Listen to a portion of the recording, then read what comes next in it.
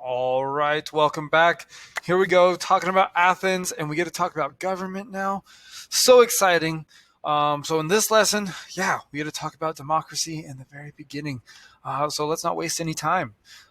First off, the big idea for this section is that the people of Athens tried many different forms of government before creating democracy, and we get to kind of go through their story and the story of kind of the origin story of democracy, if you will.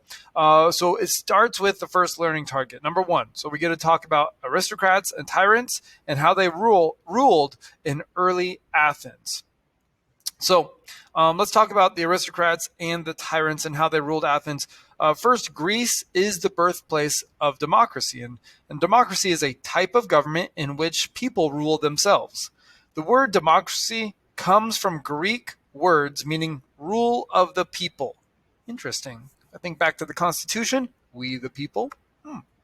But Greek city-states didn't start as democracies, and not all became democratic.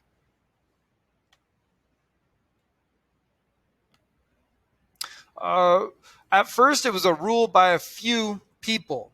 Even Athens, the city where democracy was born, began with a different kind of government. In early Athens, kings ruled the city-state. Later, a group of rich landowners, or aristocrats, took power.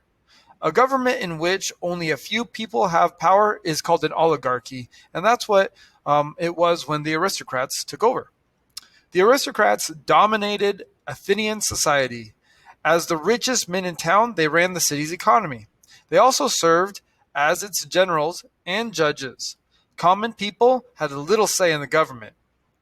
In the 600 BC, a group of rebels tried to overthrow the aristocrats. They failed.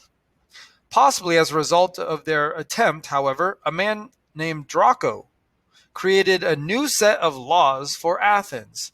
These laws were very, very harsh and very brutal. For example, Draco's laws made minor crimes, such as loitering around, punishable by death.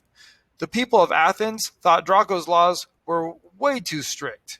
In the 590s BC, a man named Solon created a new set of laws that were much less harsh and gave more rights to the non-aristocratic people. Under Solon's laws, all free men living in Athens became citizens, people who had the right to participate in government, which was a big deal. But his efforts were not enough for the Athenians. They were ready to end the rule of the aristocracy.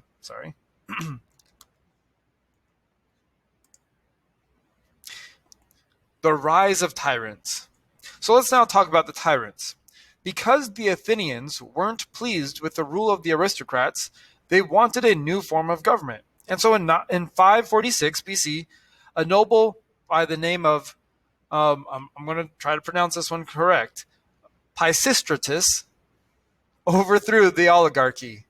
He became the ruler of Athens. Pisistratus was called a tyrant, in which that's a different kind of meaning, but really during their time, the Athenian time, a tyrant meant a leader who held power through the use of force.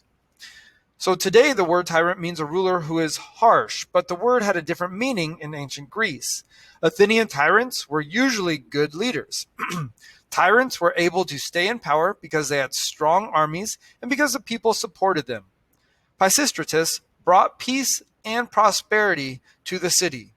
He began new policies meant to unify the city.